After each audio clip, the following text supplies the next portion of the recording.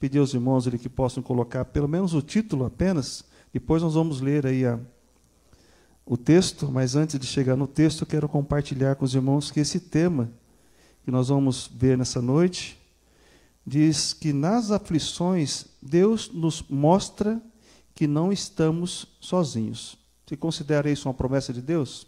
Amém? É uma promessa de Deus, né? Então, incomparáveis são tuas promessas para mim. Então, nas aflições, Deus nos mostra que não estamos sozinhos.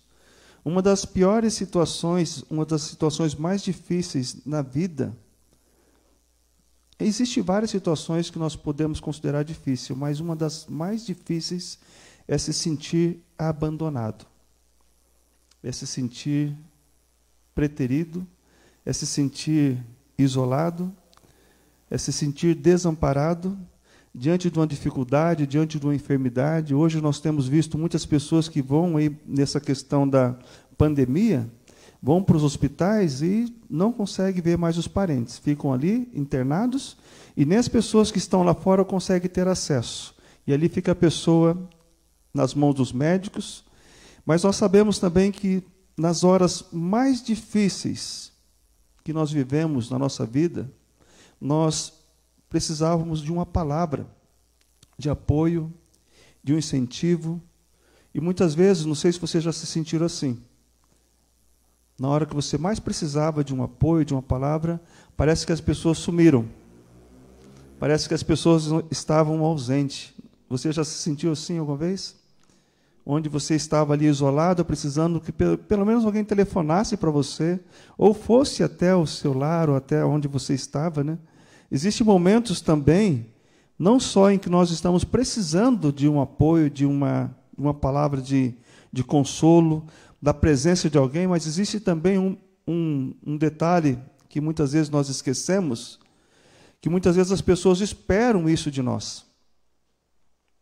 Isso eu acho que é pior ainda. Quando você é cobrado por não ter ido até alguém, ou não ter visitado, não ter conversado, não ter telefonado, para aquela pessoa que precisava, naquele momento, de uma palavra de apoio.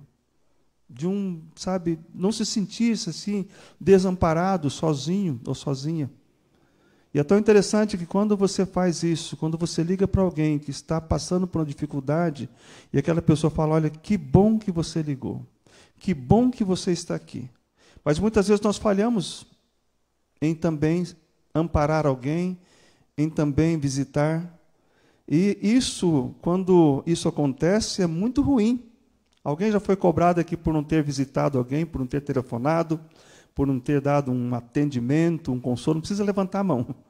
Mas, às vezes, nós passamos por isso também. Olha, eu esperava que você viesse. Olha, eu esperava que você me ligasse, ou que você estivesse aqui, pelo menos para estar presente, naquele momento de desamparo, de isolamento, de situação em que a aflição bateu, aquela solidão bateu e precisava da presença. E diante de uma situação difícil, muitas vezes acontece algo também muito ruim. Parece que a esperança que nós tínhamos de resolver um problema, ou pelo menos uma resposta, ou pelo menos a presença de alguém, parece que não acontece. Parece que é impossível. Tem situações hoje que pessoas falam, não sei mais o que fazer, diante do que nós estamos vivendo. Nós não podemos deixar de falar desses assuntos que hoje nós estamos vivendo. O medo, a ansiedade, a depressão, e agora esse assunto da questão do abandono. Quantas e quantas pessoas estão sendo abandonadas hoje? Se você olhar hoje para os hospitais, quantas pessoas estão sendo deixadas nos hospitais e esquecidas ali, ou no asilo? Espero que ninguém tenha alguém aqui, um parente, no asilo, ou na cadeia.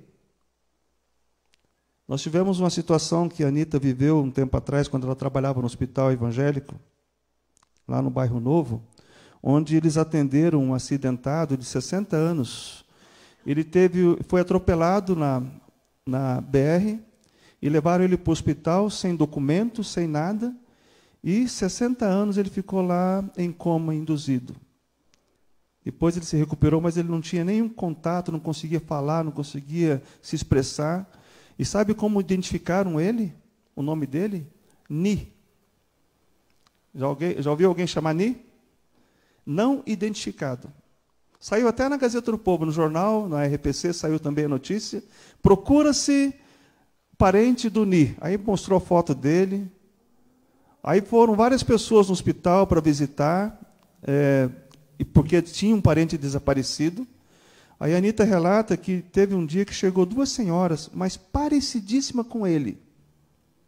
Mas quando o médico relatou a condição de saúde dele e que eles deveriam levá-lo para casa, sabe o que elas falaram? Não é meu parente, não. Eu não conheço esse homem. Imagine a sensação, e a Anita comenta que eles ouvia as pessoas falarem. Imagine aquele momento de solidão, aquele momento de abandono, sabendo que um parente chegou naquele instante, onde ele estava ali internado e olhou para... Ele via, ele ouvia, mas não podia falar. E quando aquelas senhoras viram aquela situação dele, e que o médico falou, vocês vão ter que levá-lo para casa, se for de fato seu parente, ela falou, não conheço. Você já viveu uma situação assim? Espero que não.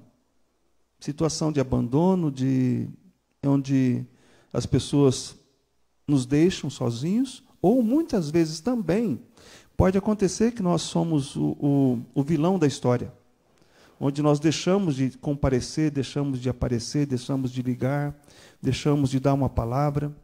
Isso é muito ruim quando acontece. E quando acontece isso e alguém cobra de mim, eu falo, me perdoe, pela minha falta de percepção. O perdão tem que ser falado. E quando nós pedimos perdão, nós oramos para que Deus trabalhe no coração daquela pessoa que se sentiu abandonada, para que Deus trabalhe e ela realmente perceba que nós estamos sendo sinceros no nosso perdão. E depois, como a gente sempre fala, que isso não se repita. Mas existe aqui um texto que eu gostaria de compartilhar com vocês. Nós vamos ver, eu pensei, tem vários textos aqui, desde o Antigo Testamento, do Novo Testamento, que nós poderíamos aplicar esse tema da mensagem, sobre que nas aflições Deus nos mostra que não estamos sozinhos. Eu quero ir com vocês para um texto do apóstolo Paulo, lá em 2 Timóteo, capítulo 4, segunda carta do apóstolo Paulo a Timóteo, ao jovem pastor Timóteo, no seu capítulo 4, versículos 9 a 18. À medida que nós vamos lendo esse texto, nós vamos fazendo algumas aplicações dentro desse tema. Nós vamos ver com o apóstolo Paulo como devemos agir e reagir diante de uma situação difícil, diante de um sofrimento, diante de um abandono, e como crer nessa verdade de que nas aflições Deus não nos deixa, não nos mostra que não estamos sozinhos. 2 Timóteo capítulo 4, versículos 9 a 18, nós vamos começar lendo o versículo 9. Puder acompanhar na sua Bíblia. Diz assim, procura vir ter comigo depressa. Versículo bem pequenininho, mas que tem ali uma profundidade muito grande. O que ele estava pedindo ali? E para quem ele estava pedindo para que fosse depressa vê-lo? Deus? Não. Ele pediu para um jovem pastor, Timóteo, que estava lá em Éfeso, e ele pediu, venha depressa. Nos versículos 6 a 8, se você puder olhar na sua Bíblia aí, você vai perceber que Paulo estava prevendo a sua morte, o seu martírio. E diante disso, ele pede que Timóteo apressasse a ida até ele. Ó Timóteo, procure vir ter comigo depressa. Porque um pouco antes ele fala, eu já estou sendo oferecido por libação, no versículo 6, o tempo da minha partida é chegado, combati o bom combate, completei a carreira, guardei a fé. Agora já a coroa da justiça me está guardada, a qual o Senhor, reto juiz, no versículo 8, me dará naquele dia, e não somente a mim, mas também a todos quantos amam a sua vinda. Paulo estava falando, mas procure vir ter comigo depressa, Timóteo. Sabe por quê? Aí ele começa a discorrer um motivo pelo qual ele estava pedindo a presença de Timóteo naquele momento. Olha o que aconteceu, versículo 10. Porque Demas, tendo amado o presente século, me abandonou. E se foi para Tessalônica. Crescente foi para a Galácia. Tito para a Dalmácia. Demas, aqui nesse texto, nesse contexto, era um cooperador do ministério de Paulo. Ele estava caminhando com Paulo, juntamente com Lucas, mas um momento de dificuldade, quando ele percebeu que Paulo estava passando por uma dificuldade muito grande e que seria julgado e dali a pouco seria condenado e morto, ele resolveu, conforme diz o texto ali, abandoná-lo. E conforme diz o texto no versículo 10, ele preferiu amar o presente século. Alguns comentaristas dizem que Demas preferiu buscar os prazeres deste mundo, as riquezas, o lazer, as vantagens pessoais, do que estar ao lado do companheiro. É triste isso, né? Você ter uma pessoa que caminha com você e naquele momento mais difícil, a pessoa vira as costas para você, onde você mais precisava. E o detalhe aqui é que o texto fala que ele amou o presente século, ou seja, nós entendemos que o presente século são as coisas deste mundo. Ele preferiu as coisas desse mundo do que viver a vida espiritual. A pergunta que eu faço nessa noite, para você que está acompanhando no seu lar e aqui na igreja, será que isso acontece ainda hoje? Pessoas que caminham lado a lado, ombro a ombro, conforme foi um devocional nessa semana, diante de saber da dificuldade que o outro está passando ou vai passar, ao invés de estender a mão, abandona. Será que isso tem acontecido ainda hoje? Infelizmente, tem acontecido muito. Tem pessoas que não querem se envolver. Dependendo do tamanho do problema que a pessoa está vivendo, ele prefere se abster de estar envolvido naquela causa. Como comentei há pouco do NI, do não identificado lá do Hospital Evangélico de Curitiba, ele faleceu, sem ninguém ter se apresentado como seu parente. Mas, além do NI, tem muitas pessoas hoje que estão em hospitais, que estão presos na cama de hospital ou num asilo, em que as pessoas deixam ali e esquecem. Esquecem e abandonam aquela pessoa. O que nós entendemos nesse texto aqui, quando o Demas diz, o texto fala, Paulo fala, ele preferiu amar o presente século. O que nós entendemos aqui é que amar o presente século é desprezar a vida com Cristo. É desprezar as bênçãos da glória de Deus. Sabe o que fará diferença quando estivermos diante de Deus? Nós já falamos isso, é uma frase que muitas vezes nós usamos. Não é a casa que você morou, não é o carro que você andou, não é a conta bancária que você teve, mas é o que você fez na sua vida. A Bíblia fala que as nossas obras irão nos acompanhar até a glória. As obras não salvam, mas os salvos devem fazer boas obras. Olha comigo um texto em Mateus 25, não está na projeção, mas você pode acompanhar na sua Bíblia. É isso que fará a grande diferença no final, quando chegar lá naquele momento em que Cristo irá fazer ali o grande julgamento. Em Mateus 25, 31, Mateus 25, 31, Jesus diz, o texto fala que quando vier o Filho do Homem na sua majestade, todos os anjos com ele, então se assentará no trono da sua glória, e todas as nações serão reunidas em sua presença. E ele separará uns dos outros, como o pastor separa os cabritos das ovelhas. E porá as ovelhas à sua direita e os cabritos à esquerda. Então dirá o rei aos que estiverem à sua direita: vinde, benditos de meu Pai, entrai na posse do reino que vos está preparado desde a fundação do mundo. Mas por que vinde, benditos do meu Pai? O que nós fizemos de tão importante? Alguém pergunta para Jesus Cristo. Aí o texto fala aqui: porque tive fome e me deste de comer, tive sede e me destes de beber, era forasteiro e me hospedaste, estava nu e me vestistes, enfermo e me visitaste, preso e foste me ver. Então perguntarão os justos: Senhor, quando foi que te vimos com fome e te demos de comer, ou com sede e te demos de beber? E quando te vimos forasteiro e te hospedamos, ou nu e te vestimos?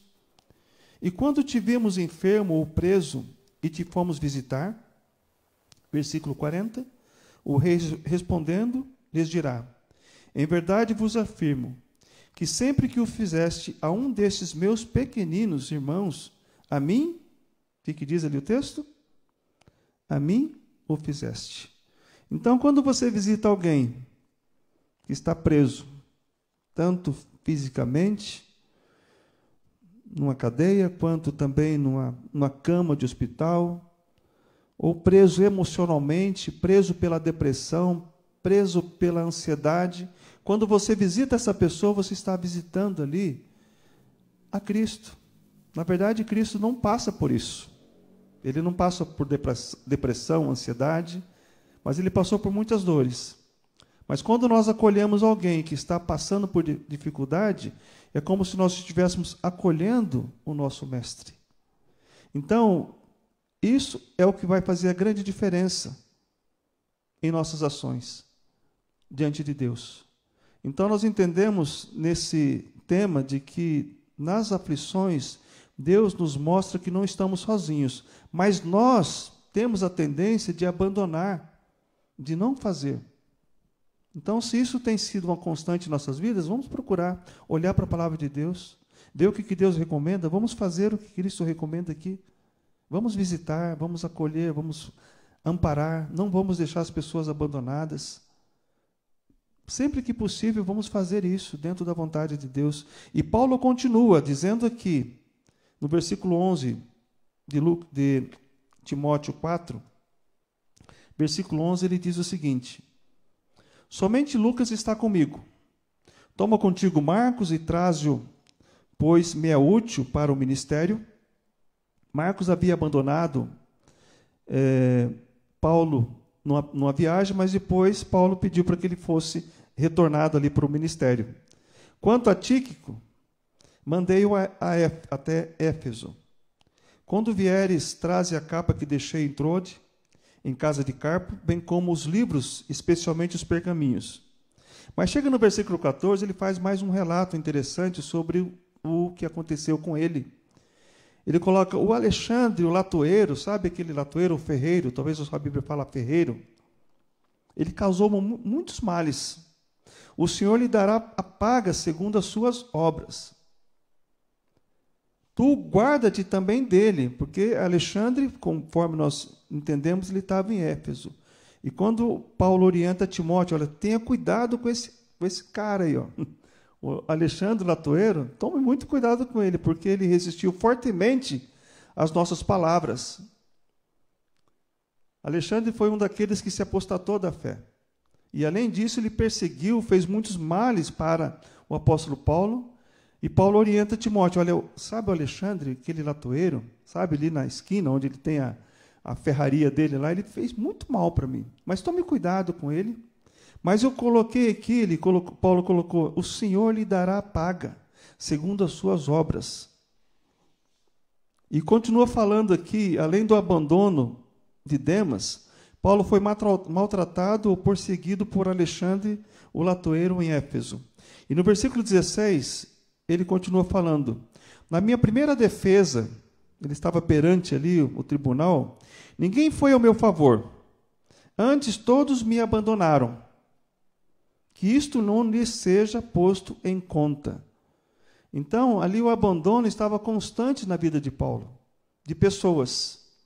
Pessoas estavam abandonando. Além de, olhando aqui para esse texto, o que nós podemos aprender com isso é que, diante do abandono de seus companheiros, e até mesmo diante dos maus tratos do latoeiro, Paulo, ele não teve um sentimento ou uma atitude de revolta ou de vingança.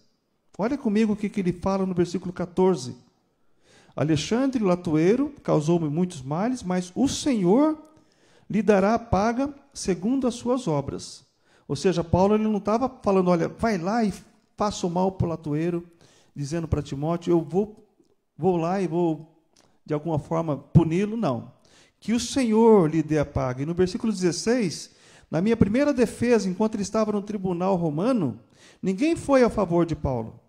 Embora tinha ali, nós podemos ver mais o contexto à frente, no versículo 18, 19, 20 e 21, nós podemos perceber que tinha outras pessoas também que estavam com Paulo. Mas ninguém se levantou para defender. Olha, Paulo, ele está sendo certo, ele prega a palavra de Deus, ele está ali, não está perseguindo mais. Ou seja, ninguém se levantou a favor de Paulo. Então, o que ele coloca aqui, o que nós entendemos, irmãos, é que Paulo ele não teve um sentimento, uma atitude de revolta e de vingança. Podemos ver essa mesma atitude na vida de um personagem lá em Atos 7:60. Atos capítulo 7, versículo 60. Olha só, lá no finalzinho, esse personagem falou praticamente as mesmas palavras que Paulo pronunciou aqui em Timóteo, 2 Timóteo 4. Olha só o que ele diz ali. Mas é interessante que nesse contexto aqui, Paulo estava presente, não é isso? Olha o que diz o 60 ali no capítulo 7 de Atos. Então, ajoelhando-se, Estevão clamou em alta voz, Senhor, não lhe imputes este pecado. Com essas palavras, adormeceu. E Saulo, que é Paulo, consentia na sua morte. Olha só, Paulo teve essa experiência, vendo Estevão sendo apedrejado até a morte, e naquele momento, ele olhando aquela situação, ele consentiu naquela morte, mas quando chega lá em 2 Timóteo, ele vivendo a mesma situação de abandono e de um iminente martírio, ele seria morto, seria decapitado mais à frente um pouco, ele coloca diante de todas aquelas pessoas que o abandonaram, ele fala, olha, que Deus não coloque isso na conta deles. É o que diz o versículo? Todos me abandonaram, que isto não lhe seja posto em conta. O que ele estava fazendo ali, irmãos? Estava dispensando o quê para aquele povo que o abandonaram? O que é a palavra que você pode usar aqui, presente? O que ele estava dispensando para aquele povo? A palavra perdão. Nós temos um personagem também, que nós podemos entender também, que teve a mesma atitude de Estevão e de Paulo, que pediu para que Deus perdoasse, porque não sabiam o que faziam. Quem foi? Jesus. Lá em Lucas, capítulo 23, 34, diz assim, contudo Jesus dizia, Pai, perdoa-lhes, porque não sabem o que fazem. Então, repartindo as vestes dele, lançaram sortes. Então, essa atitude de Jesus, de Paulo, de Estevão, diante de um momento de aflição, é como, eu diria para vocês, um bálsamo para a nossa alma. Porque ele nos ensina a não ficar chateado, ou não ficar com raiva, ou não ficar depressivo porque aquela pessoa te abandonou, aquela pessoa virou as costas. Davi teve essa experiência também, lembra? Lá no Salmo, quando ele fala, até o meu amigo que comia comigo no prato, levantou seu calcanhar contra mim, ou seja, me abandonou. Quantas pessoas talvez estejam me ouvindo nessa noite que já passou por essa experiência de ter sido abandonado por aquela pessoa que você menos esperava? Demas, diz aqui o texto de Paulo, durante o tribunal lá, ninguém se levantou a favor dele, mas tudo isso Paulo não colocou ali, Deus possa punir. Não, Deus ele vai julgar a todos, conforme Deus quer. O que Paulo fez ali, na verdade, foi dispensar o amor. E a palavra de Deus nos ensina que o amor, ele cobre uma multidão de pecados. Essa é a vontade de Deus. Então, toda essa atitude de Paulo, para nos mostrar que nas aflições, Deus, ele nos mostra que não estamos sozinhos. Mesmo que as pessoas nos abandonem, no leito de hospital, ou em qualquer outro lugar, no ministério, no trabalho, ou em casa, Deus jamais nos abandona. Amém, irmãos? Tem uma passagem lá de Isaías 49, 15, que compara a presença de Deus, se você for pensar agora, qual que é o amor maior que existe de um ser humano para uma outra pessoa, outro ser humano? Não é o amor de mãe? A mãe jamais irá abandonar um filho? Mas olha o que Deus diz lá em Isaías 49, acerca do amor que Deus tem para com os seus. Isaías 49, 15.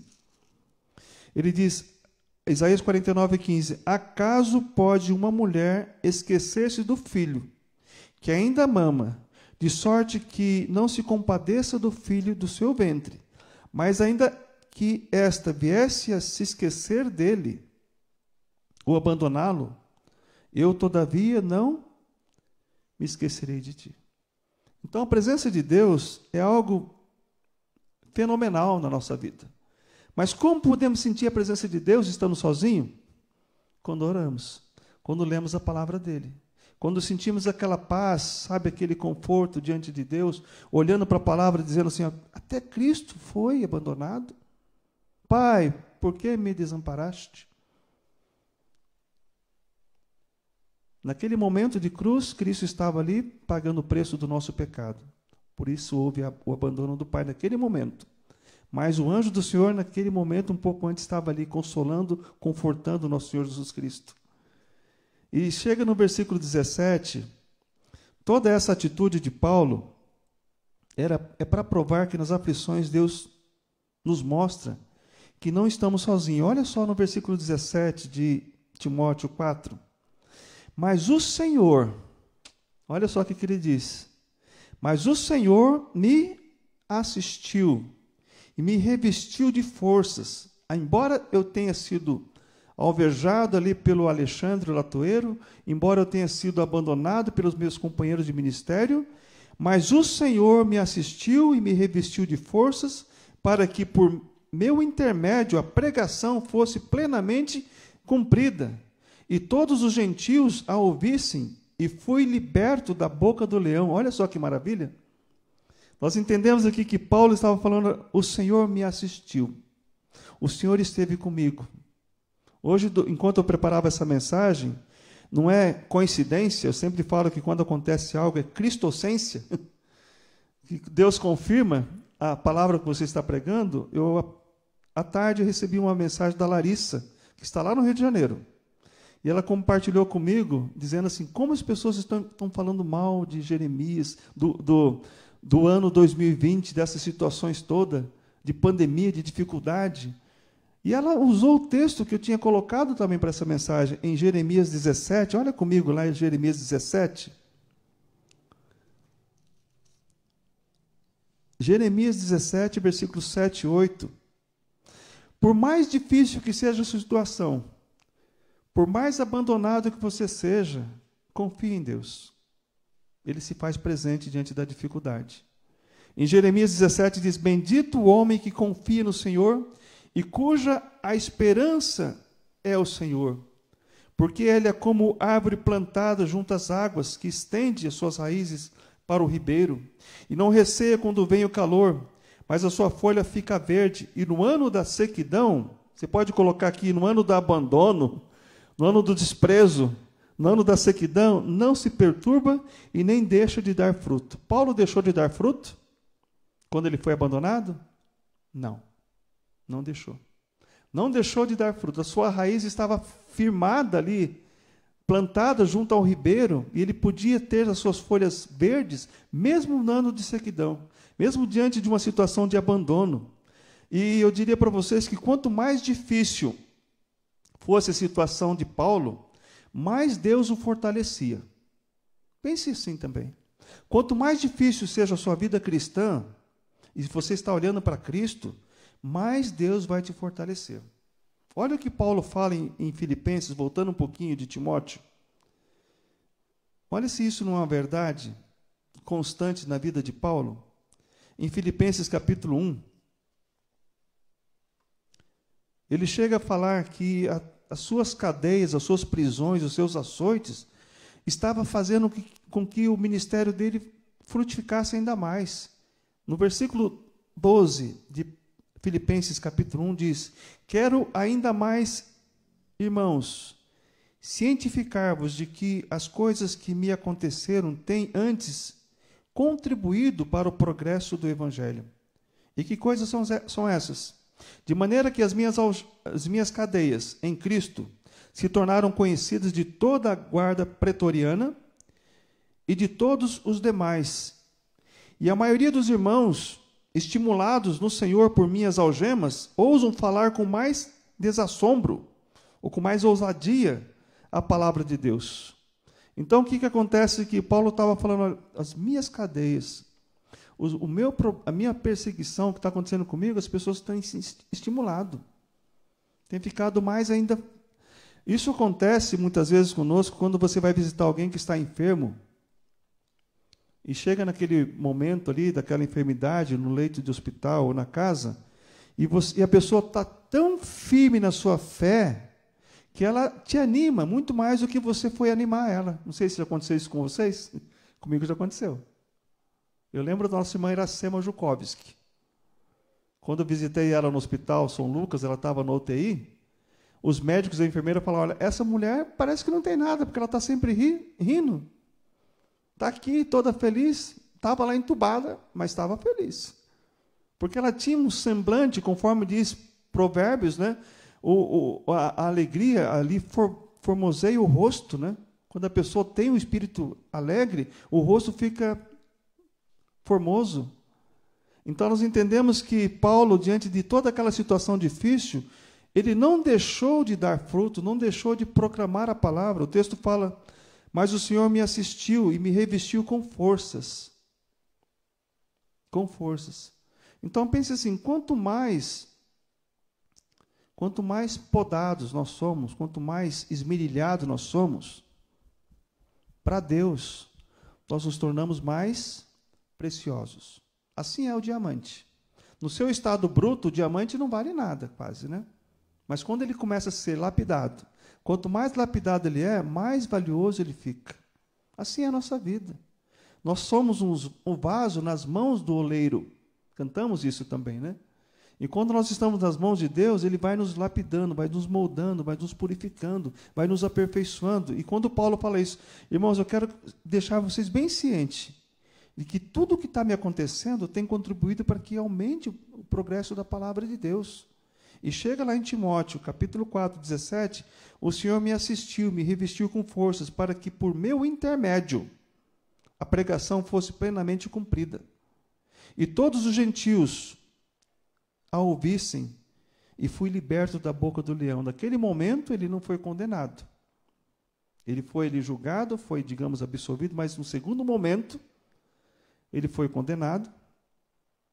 Então, nós entendemos assim, quando acreditamos nesta verdade, de que nas aflições Deus nos mostra que não estamos sozinhos, sabe o que nós vamos produzir?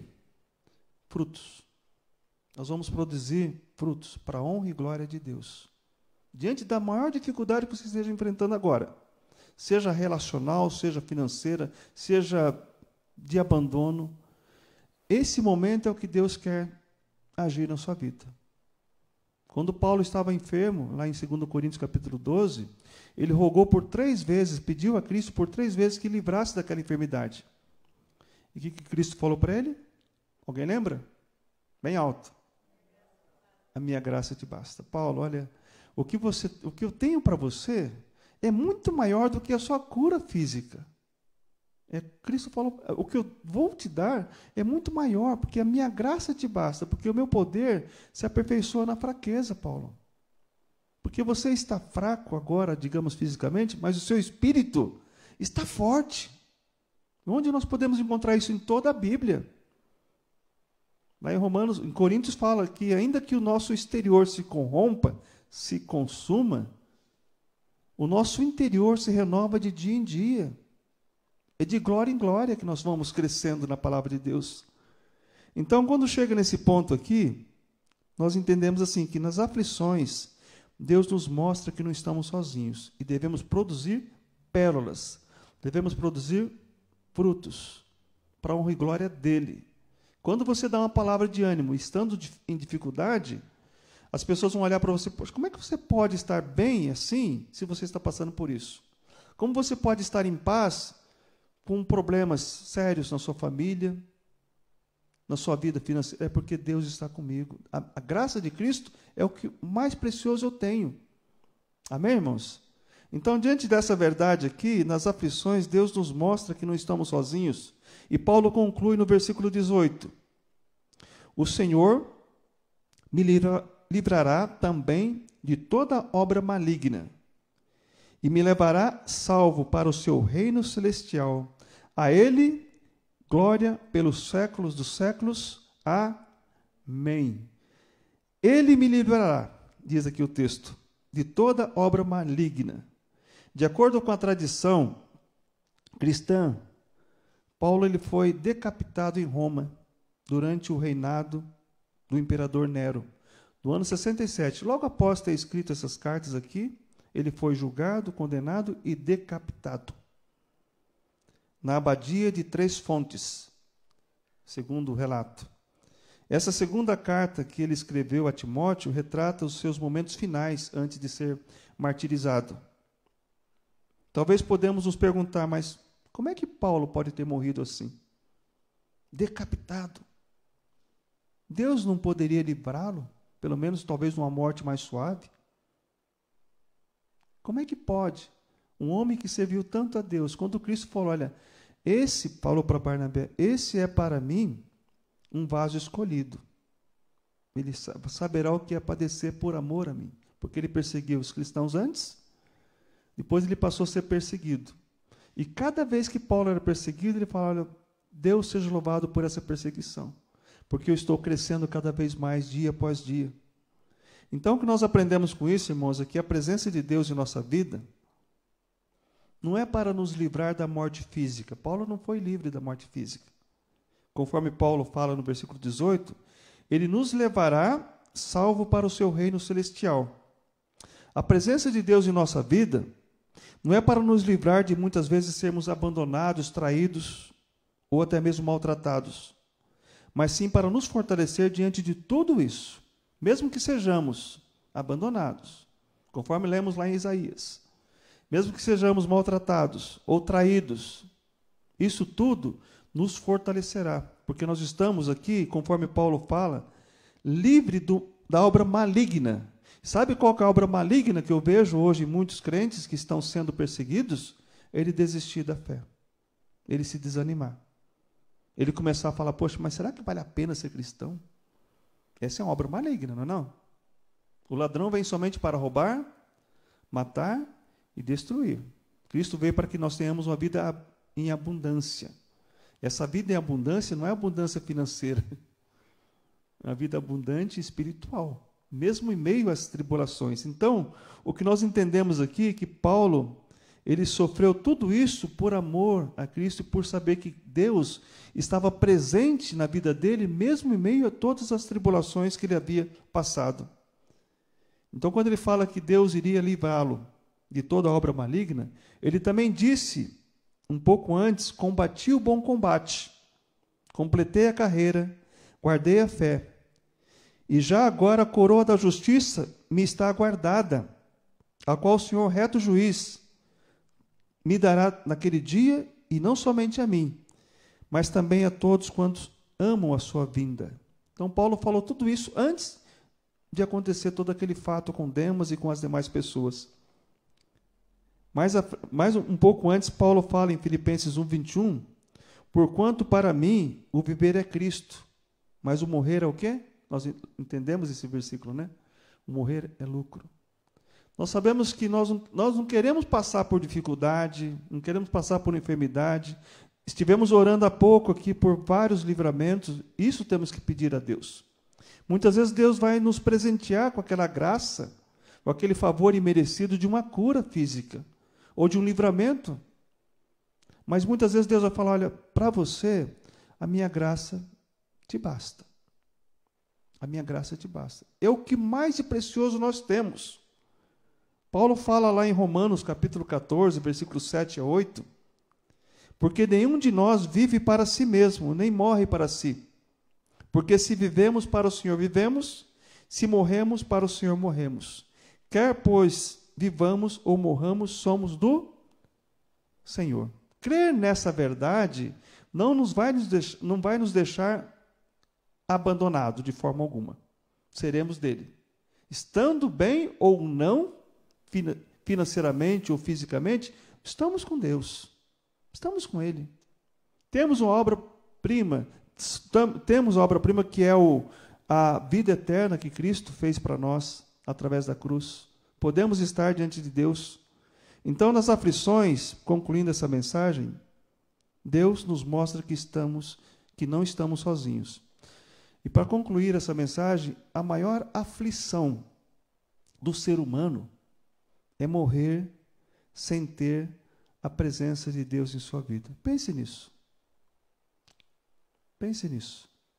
A maior aflição de uma pessoa hoje é entrar em óbito sem ter a presença de Deus na sua vida. Porque ele vai morrer 2 vezes, a Bíblia fala. A morte física e a morte eterna. Pense nisso. Quantas pessoas você tem a oportunidade de falar do amor de Cristo, da presença de Deus na vida dele? A maior aflição na vida de uma pessoa não é viver sem Deus, é morrer sem ele. É estar naquele momento do julgamento final e ver que o seu nome não está escrito no livro da vida. Isso é fatal. Então vamos orar para que Deus nos ajude a reconhecer essa promessa dele. Cantamos há pouco, vamos daqui a pouco ouvir mais uma vez essa canção. As promessas de Deus, elas são tremendas, são fantásticas. Elas podem nos dar essa paz, que nas aflições Deus nos mostra que não estamos jamais sozinhos. Amém, irmãos? Vamos nos colocar em pé e terminar com uma oração. Você que está no seu lar também, se pudesse colocar em pé, talvez você vai orar sentado, a gente não sabe, não dá para ver, né? Mas a gente vai orar agora, nesse momento, por essa palavra, que essa palavra possa confirmar em nós, a começar em mim. Fale assim, a começar em mim. A começar em mim, Senhor. Que eu possa crer que nas aflições o Senhor nos mostra que não estamos sozinhos. Amém? Vamos orar. Pai querido, nós te agradecemos pela tua palavra que ouvimos, pela sua presença em nossas vidas, ó Pai. Agradecemos porque o Senhor tem nos dado, ó Deus, a vida eterna. Assim como o apóstolo Paulo, Deus, compartilhou aqui na sua palavra, Deus. Que eles tenham a garantia de que estará no reino do Senhor. E ao Senhor seja a glória pelos séculos dos séculos. Nós te agradecemos, ó Deus, por esse tão grande presente que nós temos, que é a vida eterna. Muitos de nós, ó Deus, estamos passando agora por dificuldades em muitas áreas, mas que possamos crer que a mais importante área que temos é a presença do Senhor em nossas vidas. Nos dê a paz, ó Deus, em meio aos problemas, às dificuldades. Se tem alguém hoje sentindo-se abandonado por um ente querido, por um amigo, por um irmão, que o Senhor possa, Deus, cobri-lo nesse momento com a sua presença. Que o Senhor possa dar a essa vida uma paz que excede todo entendimento, ó Pai. Nós te agradecemos pela tua palavra. Agradecemos, ó Deus, pelo privilégio de termos o Senhor como nosso Salvador. E pedimos perdão, ó Deus, pelas nossas falhas, que muitas vezes nós olhamos para a sua palavra e esquecemos de praticá-la, ó Deus. Nos ajude a praticar os seus ensinos. Nos ajude, ó Deus, a também transmitir os seus ensinos às outras pessoas, ó Pai. Nós pedimos isso no nome de Jesus Cristo. Amém.